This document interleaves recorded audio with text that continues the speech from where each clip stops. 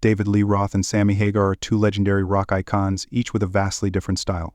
Roth was the flamboyant showman known for his electrifying performances, daring stage antics, and larger-than-life persona. His unpredictable nature and charisma were central to Van Halen's early years, giving the band its raw, edgy sound. In contrast, Hagar brought a more refined approach. Known for his powerful voice and musical skill, Hagar's focus on vocal strength and polished production helped elevate Van Halen to new commercial heights. Their rivalry went beyond musical differences, representing a clash of personalities, philosophies, and visions for the band.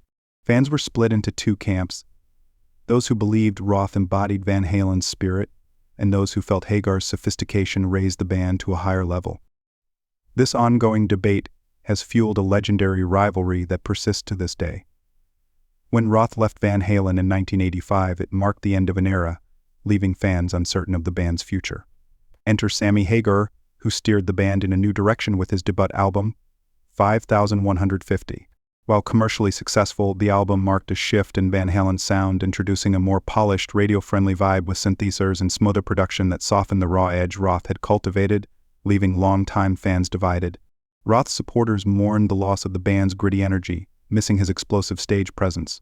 In contrast, Hagar's fans appreciated the musical depth and versatility he brought, which expanded the band's appeal. This shift in sound became a central point of contention, sparking debates that continue to this day. The rivalry reached a peak in 2002 with the heavyweight champs of rock and roll co-headlining tour, where the tension between the two frontmen was palpable. Both Roth and Hagar vied for the spotlight, and interviews during the tour revealed the deep animosity between them.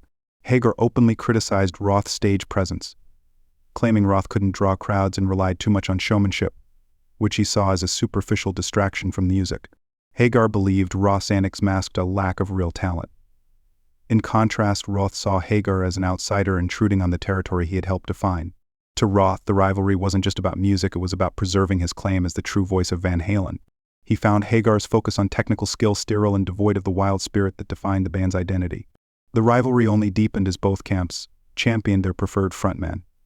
Hagar did not shy away from expressing his frustrations with Roth, painting a starkly different picture of the man behind the charismatic persona.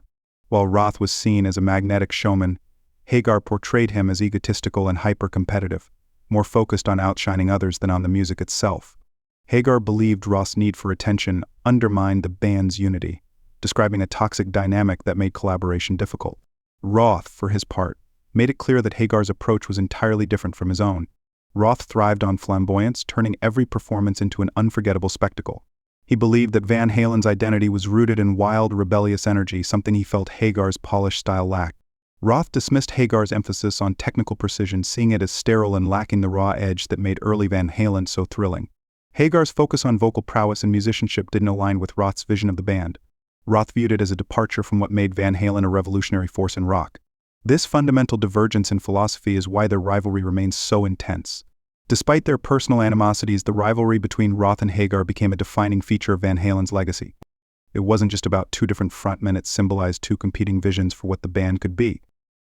Roth's era established Van Halen's audacious, electric energy, capturing the wild spirit of rock in the late 70s and 80s.